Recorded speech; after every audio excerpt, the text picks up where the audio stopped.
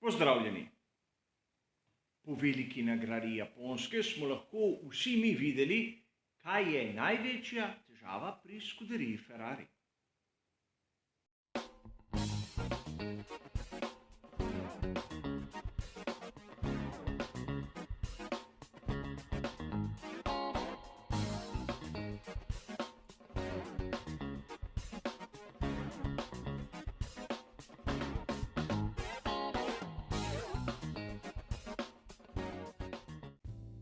Verjetno je marsikdo izmed vas po sami veliki nagradi Japonske zasledil, da so bile kar velike kritike uperjene v samo vodstvo dirke.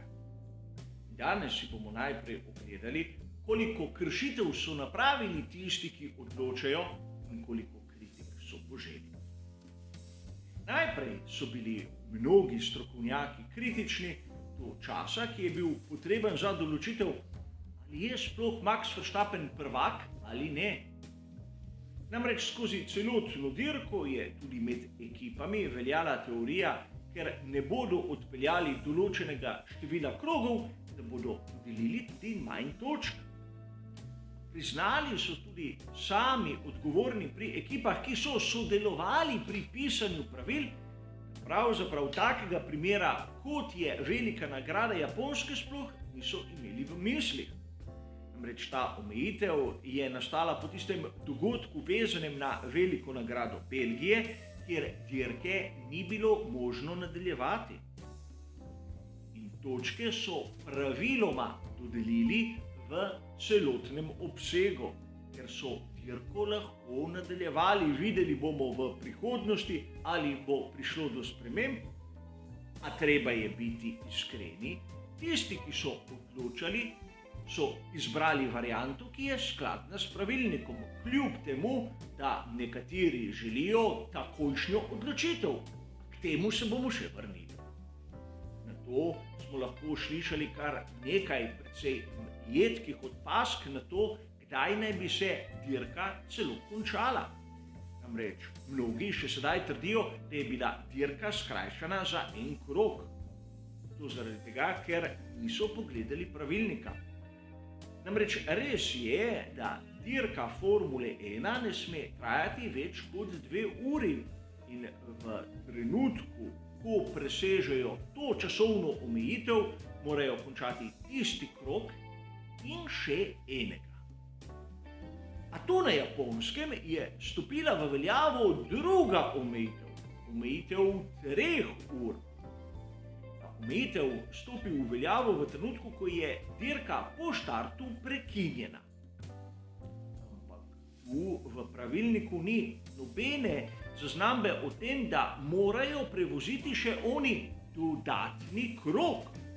Torej, zopet so dirko ustavili v pravem trenutku, čeprav mnogi, tudi prisotni v ekipah na sami progi, niso poznali pravil. Zdaj se lahko začnemo spraševati o tem, kdo vse komentira takšne in drugačne dogodke. Mnogokrat sem že zatrdil, da sem sam lep primer, da lahko pravzaprav vsakdo odpre spletno stran, kanal, karkoli in pove svoje mnenje. A mnenje, vsaj v mojem primeru, skušam argumentirati. Če zadev ne poznam, sem enostavno tiho. Danes se bomo ukvarjali z izjavo, ki je prišla v javnost po sami dirki. In ni toliko zaskrbljujoča z strani tega, kar je nekdo povedal, ampak iz strani, kdo je to povedal. Namreč v svetu Formule 1 se pogostokrat zgodi, da so najbolj glasni oni, ki najmanj vedo. Tu si je izjavo privoščil Mattia Binotto. Dejal je 2 zadevi. Prvič, kritičen je bil do hitrosti, s katero so se odzvali komisarji na veliki nagradi Japonske, ko so Charlesa Leclerca kaznovali takoj. In še zdaj se spomnim kritik na veliki nagradi Singapurja, ko so komisarji uporabili kar nekaj ur, da so rešili zadevo s Sergijom Perezom. V Singapurju ni bilo prav, ker so komisarji rabili nekaj ur, da so se na to pravilno odločili. Na Japonskem po mnenju Binota ni bilo prav, ker so komisarji se odločili dobesedno takoj pred podelitvijo na zmagovalnem odru. In zopet smo prišli v rahlo kontroverzno situacijo, kajti po mnenju Binota so v primeru Charlesa Leclerca se nekateri odločili prehitro, po podelitvi točke na isti dirki so pa po mnenju mnogih se odločili prepočasi. Zdaj pa prosim za razlago, so se odločili prehitro ali prepočasi. Pravim, da to niti ni važno. Namreč najbolj pomembno je, da so se odločili pravilno. Enkrat bomo videli tudi v nadaljevanju, da pravilno odločili so se. Pojdimo naprej, kajti Mattia Binotto je poln presenečen. Povedal je nekaj, kar vsakemu navdušencu Formule 1 je jasno, razen njemu. Dejal je, da Charles Leclerc pri tisti njegovi napaki sploh ni pridobil nobene prednosti. Namreč pred incidentom je bil nekaj desetink pred Perezom, po incidentu, ko se je vrnil na progo, je bil nekaj desetink pred Perezom. Ampak dejstvo, da je vmes zapustil progo in skrajšal pot, napravil poleg tega še vozniško napako, mu seveda ni prišla v zavest.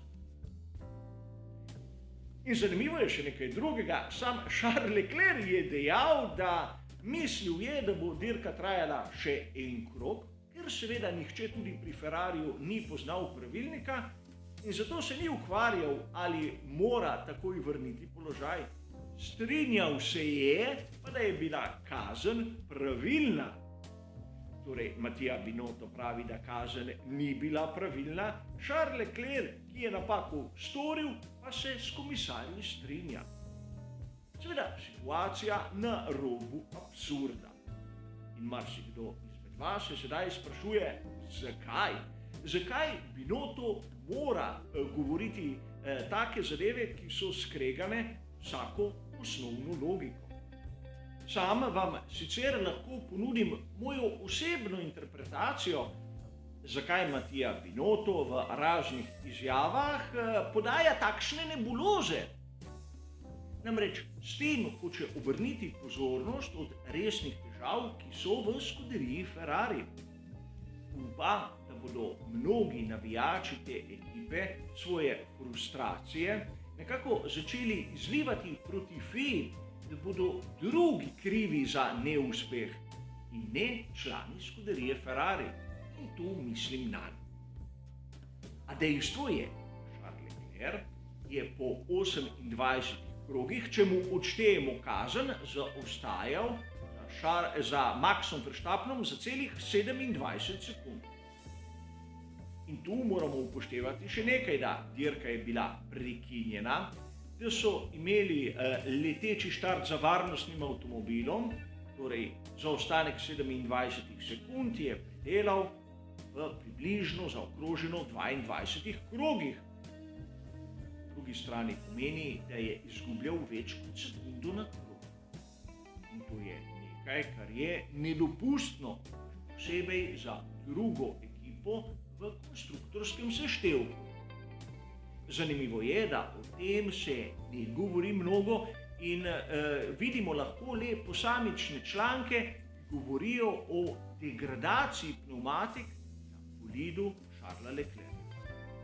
A zopet se sprašujem, kako da je imel te težave samo Charles in izjemno zgodaj v izjemno kratki dirki. Zakaj nihče drug ni imel te težave, ki jo opisujejo kot poglavitni razlog za tako velik zaostanek? Zakaj se s tem ne ukvarja Mattia Binotto, menim, da mi je jasno. Namreč težave so takšne, da bi lahko terjale tudi njegovo mesto v sami skuderiji Ferrari, ampak tega si ne želi, zato si izmišljuje kršitve in krivice, ki pa jih v resnici ni. Dušenci pa moramo strmeti za nekim standardom. standardom, da se pravila upoštevajo. In ukolikor vidimo nekoga, ki trdi nasprotno, je prav, da ga opomnimo. Tokrat na veliki nagradi Japonske smo videli, da mnogi pravil sploh ne poznajo. A na žalost, nekateri izmed njih so tudi komentirali. In to je nekaj, kar v prihodnje se moramo izogniti. Za danes je kot običajno to vse. Hvala za vašo pozornost. Seveda, nasvidenje.